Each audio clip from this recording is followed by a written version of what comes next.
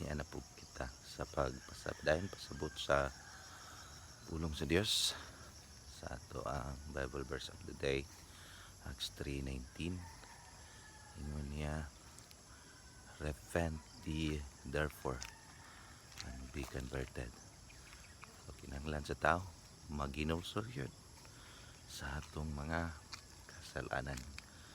So gikinahanglan jud sa matag tao nga maghinulsol ta sa atong mga salaan, be converted. So kinahanglan ang tao makaangkon kita og pagtuo diha sa Dios, or gitawag kana bang ato gid siyang tuang ingon nga atong personal ug nga manluluwas.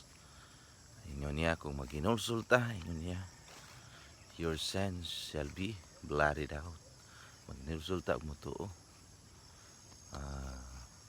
Ginoong Hesus nga atong luluwas.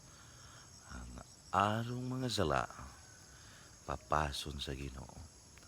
Nya ang makahimo ana walay lain ang Dios ra gyud ang makapasaylo sa atong mga sala. So gusto ba ka nga mapasaylo imong mga sala?